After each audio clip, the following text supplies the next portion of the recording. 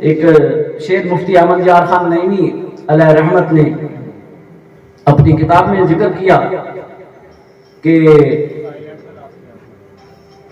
خدا جے پکڑے چھڑائے محمد کا پکڑا چھڑا کوئی نہیں سکتا۔ اسی شعر کو ان حضرات نے بھی کہا کہ یہ دیکھیں یہ اللہ کی توہین کر رہے ہیں۔ اسی شعر کو وہ مرزا جیلوی جو ہے وہ بھی دلیل بنا کے لوگوں کے سامنے پیش کر رہا ہے کہ دیکھیں یہ جو بریلوی حضرات ہیں یہ کیسا عقیدہ کر رہے ہیں، اللہ سے زیادہ محبوب کو محمد عربی صلی اللہ علیہ وسلم کو طاقتور سمجھ رہے ہیں۔ دوستان گرامی، پہلے تو میں اس شعر کی وضاحت کر دوں۔ مفتی احمد یار خان نعیمی علیہ رحمت نے لکھا کہ اللہ دا پکڑا چھڑائے محمد، یعنی اگر کسی شخص سے حقوق اللہ میں کمی بیشی ہو جاتی ہے، نمازیں پڑھنے میں کمی ہو گئی، روزے رکھنے میں کمی ہو گئی، حج زکوٰۃ کی ادائیگی میں کمی ہو گئی، آپ فرماتے ہیں یہ اعمال ایسے ہیں جن کے لیے اللہ رب العزت رسول اللہ صلی اللہ علیہ وسلم کی سفارش کو قبول فرمائیں گے۔ جب روز محشر ہوگا، کریم آقا صلی اللہ علیہ وسلم کی حدیث مبارکہ ہے کہ اللہ رب العزت فیصلہ کر دیں گے، جنتیوں کے لیے جنت کا فیصلہ ہو جائے گا، جہنمیوں کے لیے جہنم کا فیصلہ ہو جائے گا، پھر رسول اللہ صلی اللہ علیہ وسلم سجدے میں سر رکھیں گے اور اللہ سے شفاعت مانگیں گے، اور اللہ کریم ارشاد فرمائیں گے یا رسول اللہ، اے میرے حبیب ارفع راسک، اپنا سر اٹھائیے، اشفع تو شفع، آپ مانگے آپ کو عطا کیا جائے گا۔ امام احمد یار خان نعیمی کے اس پہلے شعر کا مصرع جو ہے اس کا یہ معنی ہے کہ اللہ اگر پکڑ لے تو محمد عربی صلی اللہ علیہ وسلم کی سفارش کام آئے گی،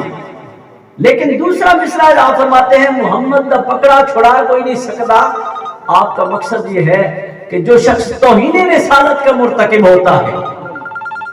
جس شخص نے رسول اللہ صلی اللہ علیہ وسلم کی توہین کی ہوگی، جو شخص اللہ رب العزت کی عبادت میں کمی کا مرتکب ہوگا، وہاں پہ رسول اللہ صلی اللہ علیہ وسلم کی سفارش کام آ سکتی ہے، لیکن اگر کسی شخص نے توہین مصطفیٰ کر دی، اس پہ اللہ بھی ناراض ہو جائے گا، اللہ کا رسول بھی ناراض ہو جائے گا۔ اللہ کی ناراضگی کو مٹانے والی جو ذات ہے، جو دور کرنے والی جو ذات ہے، جو اللہ کو راضی کرنے والی ذات ہے، وہ مصطفیٰ کریم علیہ الصلوۃ والتسلیم کی ذات ہے۔ اور اگر تم نے گستاخی کر کے مصطفیٰ کو ہی ناراض کر دیا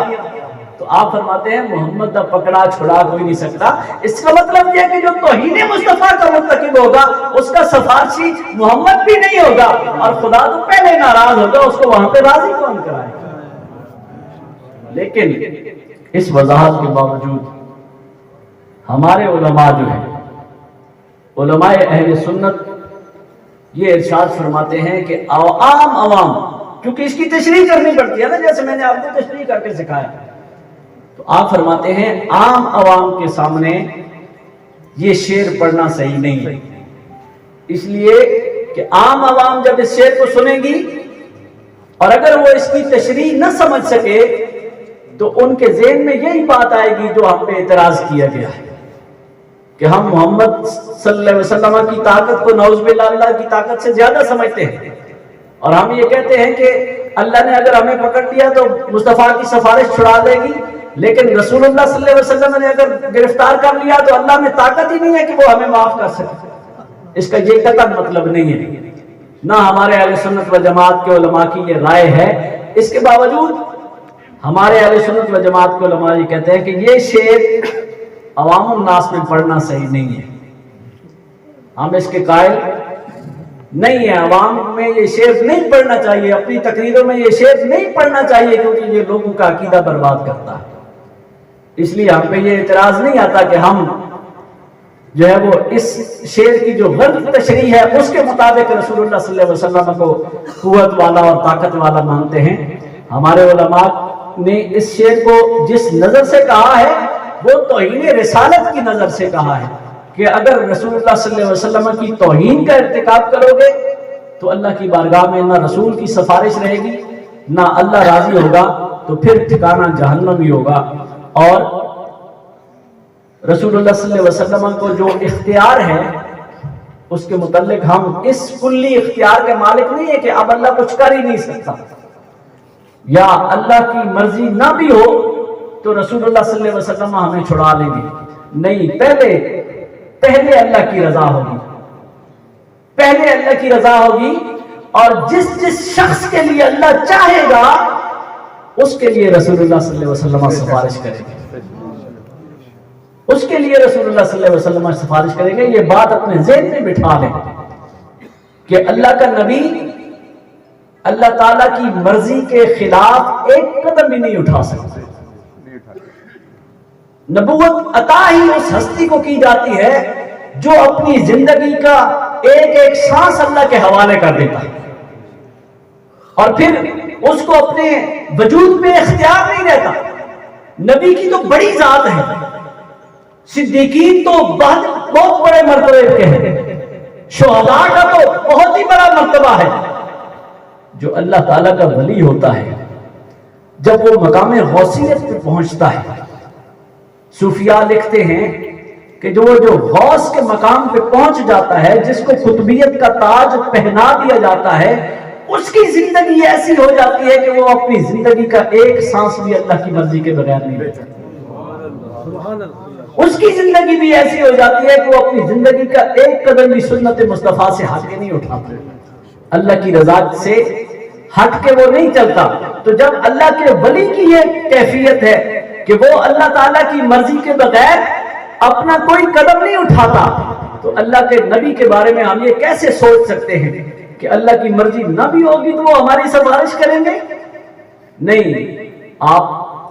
اپنے اندر اپنے ذہن میں سے یہ عقیدہ پختہ کر لیں اور اس عقیدے کو سمجھ لیں اور اپنے دوستوں کو سمجھائیں. ہمارا عقیدہ رسول اللہ صلی اللہ علیہ وسلم کی شفاعت کے بارے میں یہ ہے کہ ہم گناہگار ہوں گے، سرکش نہیں ہوں گے. سرکش کے لیے معافی نہیں ہے. ہاں، اللہ کی بندگی کریں گے، اللہ کا خوف بھی رکھیں گے، اس کی عبادت بھی کرتے رہیں گے. اس کے باوجود بحیثیت بشر اگر ہم سے غلطی ہوتی ہے، گناہ سرزد ہوتا ہے، تو پھر رسول اللہ صلی اللہ علیہ وسلم ہمارے لیے سفارش کریں گے. لیکن جو سرکش ہوں گے، جو منافق ہوں گے، جو کافر ہوں گے، ان کے لیے جہنم جو ہے وہ ان کا ٹھکانہ، اللہ نے قرآن میں ارشاد فرما دیا کہ ان کا ٹھکانہ جہنم ہے. تو اللہ قرآن میں ارشاد فرماتے ہیں کہ لا تبدیل لکلمات اللہ، اللہ نے جو فیصلہ کر دیا ہے وہ نہیں بدلے گا. ہاں، جن کے متعلق اللہ نے فیصلہ مؤخر کر رکھا ہے وہ اللہ کے وہ بندے ہیں جو اس کی بندگی کرتے ہیں، اس کو وحدہ لا شریک مانتے ہیں، اس کی عبادت کرتے ہیں. اس کے باوجود اگر ان سے کوئی گناہ سرزد ہو گیا، اس کے باوجود اگر ان سے کوئی معاملات میں کمی رہ گئی، تو پھر رسول اللہ صلی اللہ علیہ وسلم کی سفارش کام آئے گی. ہمارا قطعاً یہ عقیدہ نہیں ہے کہ اللہ نہ بھی چاہے اور اللہ کی مرضی نہ بھی ہوگی تو پھر بھی رسول اللہ صلی اللہ علیہ وسلم ہمارے لیے سفارش کریں گے اور ہمیں بخشوا لیں گے. ایسا قطعاً ممکن نہیں ہوگا. نبی رحمت صلی اللہ علیہ وسلم سفارش اسی کے لیے کریں گے جس کے لیے پہلے اللہ کی رضا موجود ہوگی.